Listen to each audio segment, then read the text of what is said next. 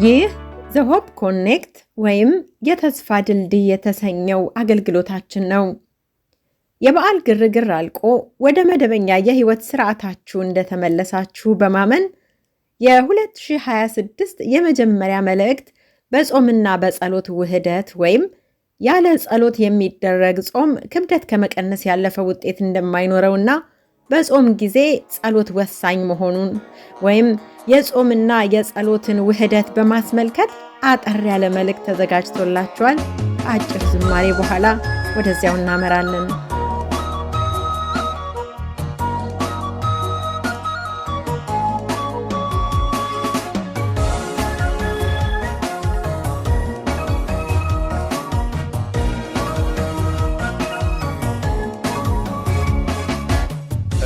እንዲያድን ያውቃል እግዚአብሔር እንዴት እንዲያስመልጥ ያውቃል እግዚአብሔር እንዴት እንዲያድን ያውቃል እግዚአብሔር እንዴት እንዲያስመልጥ ያውቃል እግዚአብሔር የሚያመልኩት የእርሱ የሆኑት በፈተና የሚያለቅሱት የሚያመልኩት የእርሱ የሆኑት በፈተና የሚያለቅሱት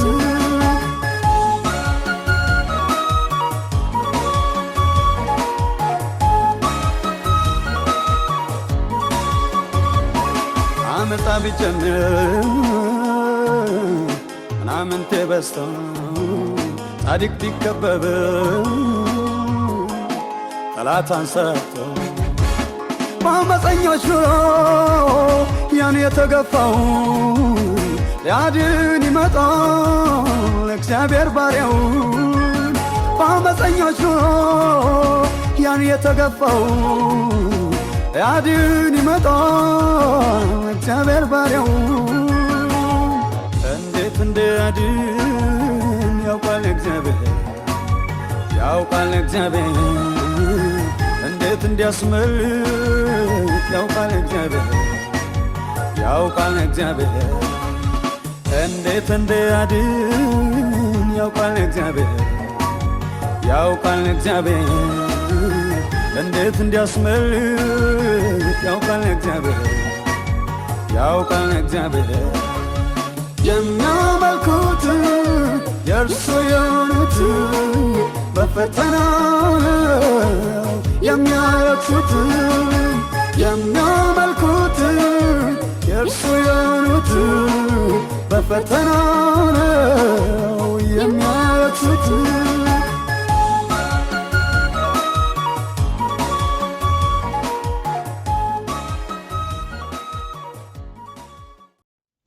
በተለያየ ሁኔታ ውስጥ ሆናችሁ መልእክቴን ለምታደምጡ ወገኖቼ ሁሉ ባላችሁበት ሁኔታ የእግዚአብሔር ሰላምና ጸጋ ከእናንተ ጋር ይሁን ማለት እንወዳለሁ። ያለንበት ዓመት እንደ ግሪጎሪያን ካሌንደር 2026 ዓመተ ምህረት የመጀመሪያውን ወር በማገባደድ ላይ እንገኛለን። እያንዳንዳችሁ በተስፋ በእምነትና በደስታ ዓመቱን እንደጀመራችሁ ተስፋ አደርጋለሁ። በመጀመሪያ ሁላችሁንም ስለ ጸሎታችሁና ይህን አገልግሎት እንዲጠናከር ስለምታበረታቱን ከልብ ማመስገን እፈልጋለሁ። ፍሬያማ እንድትሆኑና በየቀኑ ወደ እግዚአብሔር እንድትቀርቡም ጸሎቴ ነው እያልኩ ወደ መልእክቴ እገባለሁ። የዛሬው መልእክቴ በጾምና በጸሎት ላይ የተመሰረተ ሲሆን የመልእክቴም ርዕስ የጾምና የጸሎት ኃይል በሚል ነው። ስለ ጾምና ጸሎት በዚህ አጠር ባለው መልእክቴ በብዙ ጥልቀት ውስጥ ባልገባበትም አንድ አማኝ ሊገነዘበው የሚገባውን በመሰረታዊ ሐሳቦች ላይ ላተኩር እወዳለሁ። አዲስ ዓመትን ስናስብ አዲስ ቀናት፣ አዳዲስ ድሎች፣ አዳዲስ ተስፋዎች። በአብዛኛውን ጊዜ በአዲስ ዓመት በተለይም በመጀመሪያ ወር ላይ በዓመቱ ልናደርግ ያቀድናቸውን እቅዶቻችንን ኒው ይር ሪዞሉሽን ለማከናወን እርምጃ ለመውሰድ የምነሳሳበት የጅማሮ ወር ነው። በየቀኑ የአካል ብቃት እንቅስቃሴ፣ ሬጉላር ኤክሰርሳይዝ ለመስራት፣ ጤናማ ምግብ ለመመገብ፣ ክብደትን ለመቀነስ፣ የገንዘብ ቁጠባን ሴቪንግስ ለማድረግ እንዲሁም ካለብን ማንኛውም ዕዳ ነፃ ለመውጣት ስንወስን እንገኝ ይሆናል። እንዲሁም እንደ አማኝ የእግዚአብሔርን ቃል ያለማቋረጥ ለማንበብ፣ ኑሯችንን እንደ እግዚአብሔር ፈቃድ ለመኖር፣ በፍቅርና በይቅርታ ሕይወት ለመመላለስ ስንወስን እንገኝ ይሆናል። ወገኖቼ እግዚአብሔር ዕቅዶቻችንን እንዲባርክ ከመለመናችን በፊት በሮች እንዲከፈቱልን ወይም የምንፈልገው ነገሮች በእግዚአብሔር ፊት ከማቅረባችን በፊት በመጀመሪያ በእርሱ ፊት ሁለንተናችንን ማቅረብ የመጀመሪያው ቅድሚያ መሰጠት ያለበት ነገር ነው። መጽሐፍ ቅዱስ እግዚአብሔርን በመጀመሪያ እንድናከብር የመጀመሪያውን ፍሬ በልባችን ውስጥ የመጀመሪያውን ቦታ ለእርሱ እንሰጥ ዘንድ ያስተምረናል። ዕቅዶቻችንን እንዲሰምሩልን ከሚረዱን ዋና ነገሮች ውስጥ በጾምና በጸሎት በጌታ ፊት መሆን ነው። ወገኖቼ መጽሐፍ ቅዱስ ስለ ጾምና ጸሎት በተለያየ ስፍራ ያስተምረናል። የእግዚአብሔር ሕዝብ መመሪያ ተሐድሶ ወይም ብሬክትሩ ሲያስፈልጋቸው ይጾምና ይጸልዩ እንደነበር መመልከት እንችላለን። ሙሴ የእግዚአብሔርን ሕግ ከመቀበሉ በፊት በጾምና በጸሎት ቀርቦ ነበር። በዘጸአት በምዕራፍ 34 በቁጥር 28 ላይ እንዲህ ተጽፎ እናገኛለን። በዚያም 40 ቀንና 40 ሌሊት ከእግዚአብሔር ጋር ነበረ፣ እንጀራም አልበላም ውሃም አልጠጣም። በጽላቶችም 10ሩን የቃል ኪዳን ቃሎች ጻፈ ይላል። ንጉሥ ዳዊት በንስሐና በሐዘን ጊዜ በጾምና በጸሎት ይቀርብ ነበር። በመዝሙረ ዳዊት በ35ኛው ምዕራፍ በቁጥር 13 ላይ እንዲህ ተጽፎ እናገኛለን። እኔስ እነርሱ በታመሙ ጊዜ ማቅ ለበስኩ፣ ነፍሴንም በጾም አደከምኳት፣ ጸሎቴም ወደ ብብቴ ተመለሰ ይላል። አስቴር ለሕዝቧ ወሳኝ የሆነ ጊዜ ከመድረሱ በፊት በእግዚአብሔር ፊት በጾምና በጸሎት እንደቀረበች መጽሐፍ ቅዱስ ይነግረናል። በመጽሐፈ አስቴር በምዕራፍ 4 ከ15 እስከ 17 ያለውን ስንመለከት እንደዚህ ተጽፎ እናገኛለን። አስቴርም እንዲህ ብሎ ለመርዶክዮስ እንዲመልስ አዘዘችው። ሄደህ በሱሳ ያሉትን አይሁድ ሁሉ ሰብስብ፣ ለእኔም ጹሙ፣ 3 ቀን ሌሊቱንና ቀኑንም አትበሉም አትጠጡም። እኔና ደንገጥሮቼ ደግሞ እንዲሁ እንጾማለን። ምንም እንኳን ያለ ሕግ ቢሆን ወደ ንጉሡ እገባለሁ፣ ብጠፋም እጠፋለሁ። መርዶክዮስም ሄዶ አስቴር እንዳዘዘችው ሁሉ አደረገ ይላል። ዳንኤልም ከእግዚአብሔር ማስተዋልን ለማግኘት በእግዚአብሔር ፊት ይቀርብ ነበር። በዳንኤል በምዕራፍ 10 ቁጥር 2 እስከ 3 ላይ እንደዚህ ተጽፎ እናገኛለን። በዚያም ወራት እኔ ዳንኤል 3 ሳምንት ሙሉ ሳዝን ነበርኩ። ማለፊያ እንጀራም አልበላሁም፣ ሥጋና ጠጅም በአፌ አልገባም። 3 ሳምንት እስኪፈጸም ድረስ ዘይት አልተቀባሁም ይላል። ሌላው በጾምና ጸሎት ከሚታወቁ ሰዎች መካከል ነህምያ ይገኝበታል።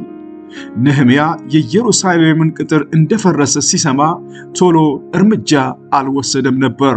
በነህምያ በምዕራፍ 1 በቁጥር 4 ላይ እንደምናነበው ይህንም ቃል በሰማው ጊዜ ተቀምጬ አለቀስኩ፣ አያሌ ቀንም አዝን ነበር፣ በሰማይ አምላክ ፊት እጾምና እጸልይ ነበር ይላል። ሃሌሉያ።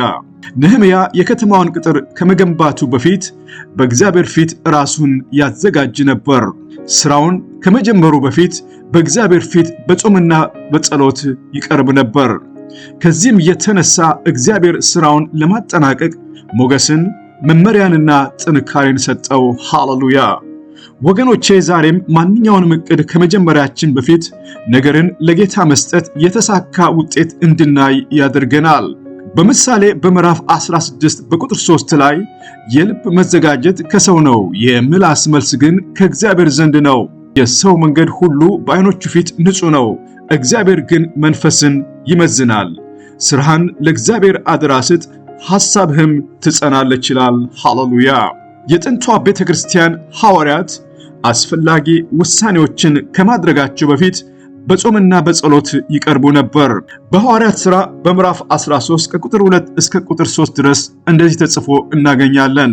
እነዚህም ጌታን ሲያመልኩና ሲጾሙ መንፈስ ቅዱስ በርናባስንና ሳውልን ለጠራዋቸው ሥራ ለዩልኝ አለ። በዚያን ጊዜም ከጾሙ ከጸለዩም እጆቻቸውንም ከጫኑ በኋላ አሰናበቷቸው ይላል። ስለ ጾምና ጸሎት ስናስብ ትልቁ ምሳሌያችን ጌታችን ኢየሱስ ክርስቶስ ነው። 40 ቀንና ሌሊት በመጾምና በመጸለይ በጾምና በጸሎት ውስጥ ያለውን ታላቅነትን አሳይቶናል። ደቀ መዛሙርቱን ስለ ጾምና ጸሎት አስተምሯቸው ነበር። ስለ ጾም ሲያስተምራቸው እንዲህ በማለት ነበር፣ ስትጾሙም እንደ ግብዞች አትጠውልጉ፣ ለሰዎች እንደ ጦመኛ ሊታዩ ፊታቸውን ያጠፋሉና እውነት እላቸዋለሁ ዋጋቸውን ተቀብለዋል ይላል በማቴዎስ 6 ቁጥር 16 ላይ። ስለ ጸሎት ደግሞ ሲናገር እንዲህ በማለት ነበር፣ ስትጸልዩ እንዲህ በሉ፣ በሰማያት የምትኖር አባታችን ሆይ ስምህ ይቀደስ፣ መንግሥትህ ትምጣ፣ ፈቃድህ በሰማይ እንደሆነች እንዲሁ በምድር ትሁን። የዕለት እንጀራችንን ዕለት ስጠን፣ ኃጢአታችንንም ይቅር በለን እኛም ደግሞ የበደሉንን ሁሉ ይቅር እንደምንል፣ ከክፉ አድነን እንጂ ወደ ፈተና አታግባን በማለት በሉቃስ ወንጌል በምዕራፍ 11 ከቁጥር 3 እስከ ቁጥር 4 ድረስ። ጾምና ጸሎት በተለይ በመንፈሳዊ ጦርነት ውስጥ ታላቅ መንፈሳዊ ኃይልን ያጎናጽፈናል። በሉቃስ ወንጌል በምዕራፍ 9 ላይ ከተጠቀሱት ታሪኮች ውስጥ ልጁ በዲዳ መንፈስ በመታሰር ከልጅነቱ ጀምሮ በስቃይ ውስጥ ይኖር ስለነበረ ሰው ታሪክ ይነግረናል። በቁጥር 17 ላይ ይህ ሰው ልጁን ወደ ጌታ በማምጣት ጌታን እንዲህ በማለት ጠየቀው፣ መምህር ሆይ ዲዳ መንፈስ ያደረበትን ልጄን ወደ አንተ አምጥቼዋለሁ። በዚያውም ስፍራ ሁሉ ይጥለዋል፣ አረፋም ይደፍቃል፣ ጥርሱንም ያፋጫል፣ ይደርቃልም። እንዲያወጡለትም ለደቀ መዛሙርትህ ነገርኳቸው፣ አልቻሉምም አለው። ጌታ ኢየሱስ ክርስቶስም ልጁ ለምን ያህል ጊዜ በዚህ ስርዓት ውስጥ እንደነበረ ለጠየቀው ጥያቄ የብላቴናው አባት ሲመልስለት ከሕፃንነቱ ጀምሮ ነው በማለት ነበር። ጌታም ኢየሱስ ክርስቶስ በልጁ ላይ ያለውን የርኩስ መንፈስ በመገሰጽ ልጁ ነፃ ወጣ። ሃሌሉያ! ይህን የጌታን ሥራ ካዩት ብዙ ሰዎች ውስጥ ደቀ መዛሙርቱ ነበሩ። በቤትም ሳለ ደቀ መዛሙርቱ እንዲህ በማለት ጌታን ጠይቀውት ነበር፣ እኛ ልናወጣው ያልቻልነው ስለምንድን ነው በማለት። ጌታም እንዲህ በማለት መለሰላቸው፣ ይህ ወገን በጸሎትና በጾም ካልሆነ በምንም ሊወጣ አይችልም በማለት በጸሎትና በጾም ውስጥ ያለውን ታላቅነት እንዲገነዘቡ ተናገራቸው። ጸሎትና ጾም በትክክል ሲዋሃዱ አስገራሚ ነገር እንድናይ ይሆናል። ወገኖቼ ሰይጣን የእግዚአብሔርን ሕዝብ በእግዚአብሔር ፊት በጾምና በጸሎት እንዲቀርብ አይፈልግም። ምክንያቱም በጾምና በጸሎት ውስጥ ያለውን ታላቅነት ያውቃልና። ጾምና ጸሎት በፈተና ውስጥ በድል እንድንመላለስ ያደርጉናል። ወገኖቼ በነገራችን ላይ በጾም መቆየት በመንፈሳዊ ዓለም ብቻ ሳይሆን በሕክምና ሳይንስም ለሰው ልጅ ጠቀሜታው ታላቅ እንደሆነ ተመስክሮለታል። ሳይንሳዊ ጥናት እንደሚያመለክተው ስንጾም ሰውነታችን እረፍት እንደሚያገኝ፣ ክብደት ለመቀነስ፣ የሜታቦሊክ ጤናን ለማሻሻልና የአእምሮን ግልጽነት ለመጨመር እንደሚረዳ ያመለክታል። ጌታችን ኢየሱስ ክርስቶስ ሰይጣንን ሲያሸንፍ ከተጠቀመባቸው መልሶች አንዱ የጾምን ኃያልነት በመግለጽ ነበር። እንዲህ በማለት ሰው ከእግዚአብሔር አፍ በሚወጣ ቃል ሁሉ እንጂ በእንጀራ ብቻ አይኖርም በማለት በማቴዎስ በምዕራፍ 4 በቁጥር 4 ላይ። ስለዚህ ጾምና ጸሎት ሲዋሃዱ በሕይወታችን ውስጥ ትልቅ ለውጥን እንድናይ ያደርጉናል። በተለይ ወገኖቼ መገንዘብ ካሉብን ነገሮች ውስጥ ጾም ያለ ጸሎት ለስጋችን ከሚያበረክተው አስተዋጽኦ በስተቀር በመንፈሳዊ ሕይወታችን ላይ የሚያመጣው ለውጥ አይኖርም። መጽሐፍ ቅዱስ ጾም ከጸሎት ጋር መሆን እንዳለበት ያበረታታናል። ጾም ሰውነታችንን እንድናዋርድ ሲረዳን፣ ጸሎት ግን ከእግዚአብሔር ጋር እንድንገናኝ ያደርገናል። ጸሎት ልክ እንደ ድልድይ ከእግዚአብሔር ጋር የሚያገናኝ ኮኔክተር የእኛን ደካማ ፍላጎታችንን ከእግዚአብሔር ብርታት ጋር እንዲገናኝ ያደርጋል። በያዕቆብ በምዕራፍ 4 በቁጥር 8 ላይ እንዲህ ይላል፣ ወደ እግዚአብሔር ቅረቡ እርሱም ወደ እናንተ ይቀርባል ይላል። ሃሌሉያ! ወገኖቼ የዛሬውን መልእክቴን በሁለት ሐሳቦች ላጠቃልል እወዳለሁ። የመጀመሪያው በእግዚአብሔር ፊት በጾምና በጸሎት ስንቀርብ ትህትናና ቅንነት በተሞላ ማንነት መሆን ይገባል። ልባችሁን እንጂ ልብሳችሁን አትቅደዱ፣ አምላካችሁም እግዚአብሔር ቸርና መሐሪ ለቁጣው የዘገየ ምሕረቱም የበዛ ለክፋትም የተጸጸተ ነውና ወደ እርሱ ተመለሱ ይላል በኢዮኤል በምዕራፍ 2 በቁጥር 13 ላይ። ሁለተኛው በእግዚአብሔር ፊት ስንቀርብ በንስሐ ይቅርታን በተሞላ ልብና በሚታዘዝ ሕይወት ውስጥ እንሆን ዘንድ ይገባል። በዚህ መንገድ በእግዚአብሔር ፊት ስንቀርብ ከእርሱ ዘንድ እንደ ቃሉ በፊቱ በወደቅንበት ጉዳይ ላይ መልስን እንቀበላለን። ንጉሥ ሰለሞን ቤተ መቅደሱን ሰርቶ ከጨረሰ በኋላ እግዚአብሔር ለሰለሞን ሕዝቡ ተሐድሶን ወይም ሪስቶሬሽን ማግኘት የሚችልበትን መንገድ ገልጾለት ነበር። እንዲህ በማለት በስሜ የተጠሩት ሕዝቤ ሰውነታቸውን አዋርደው ቢጸልዩ ፊቴንም ቢፈልጉ ከክፉ መንገዳቸውን ቢመለሱ በሰማይ ሆኜ እሰማለሁ፣ ኃጢአታቸውንም ይቅር እላለሁ፣ ምድራቸውንም እፈውሳለሁ ይላል። ሃሌሉያ! ዛሬ ይህን መልእክቴን ለምታደምጡ ከእግዚአብሔር ምሪትን፣ ፈውስን፣ የሕይወትን ለውጥ በማንኛውም ሁኔታ ውስጥ ብሬክትሩ ለምትፈልጉ ሁሉ በእምነት ይህን እናገራለሁ። ዛሬም ጌታ በቅን ልቦና የእርሱን ሁሉን ቻይነት አውቆ በፊቱ ለሚመጣ ሁሉ ዛሬም ጌታ ታሪክን ይቀይራል። የእምነትም ጸሎት ድውዩን ያድናል፣ ጌታም ያስነሳዋል። ኃጢአትንም ሰርቶ እንደሆነ ይሰረይለታል። እርስ በርሳችሁ በኃጢአታችሁ ተናዘዙ ትፈወሱም ዘንድ እያንዳንዱ ስለሌላው ይጸልይ። የጻድቅ ሰው ጸሎት በስራዋ እጅግ ኃይል ታደርጋለች ይላል። ሃሌሉያ! በያዕቆብ መልእክት በምዕራፍ 5 ከቁጥር 15 እስከ ቁጥር 16 ድረስ በእምነት እጸልያለሁኝ። ጌታ እግዚአብሔር ሆይ በዚህ ሰዓት ስለተላለፈው ቃል ክብር ላንተ ይሁን። በተለያየ ስፍራ ውስጥ ሆነው ቃልህን በእምነት በተቀበሉ ሰዎች ላይ ያንተ ታላቅ ኃይል ይገለጽባቸው ዘንድ በኢየሱስ ክርስቶስ ስም እጸልያለሁኝ። በእስራት ውስጥ ያሉ ይፈቱ፣ በበሽታ ውስጥ የሚሰቃዩ ፈውስ ይሁንላቸው በማለት በጌታ በኢየሱስ ክርስቶስ ስም እጸልያለሁኝ። አሜን።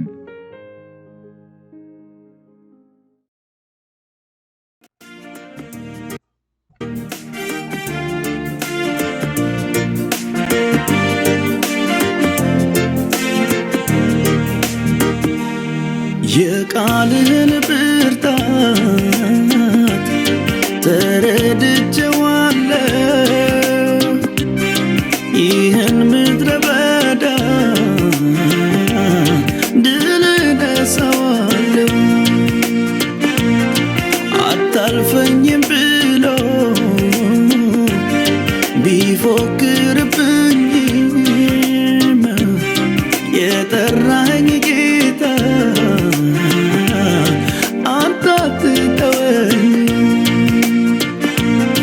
እንደማትተወኝ ቃል ገብተህልኛል።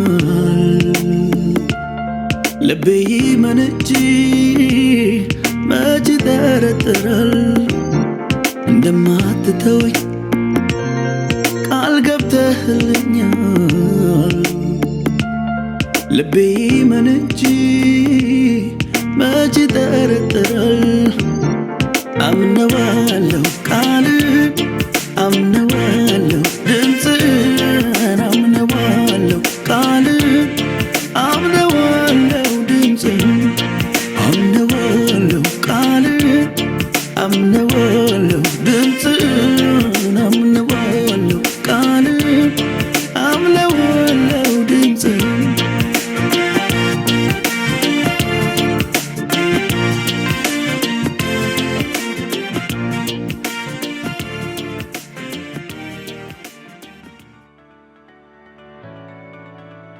በነበረን ቆይታ እንደተጠቀማችሁና አንድ ነገር እንደቀረላችሁ ተስፋ በማድረግ ይህ አገልግሎት ለብዙዎች እንዲደርስ ለወዳጆቻችሁ ሼር እንድታደርጉና ሰብስክራይብ በማድረግም አብራችሁን እንድትሰሩ በፍቅር እንጠይቃለን። አስተያየት ወይም ጥያቄ ካላችሁ የሐሳብ መስጫው ላይ አስቀምጡልን፣ ምላሽ እንሰጥበታለን። ጌታ ይባርካችሁ። በሌላ መልእክት እስክንገናኝ ሰላም ሁኑ።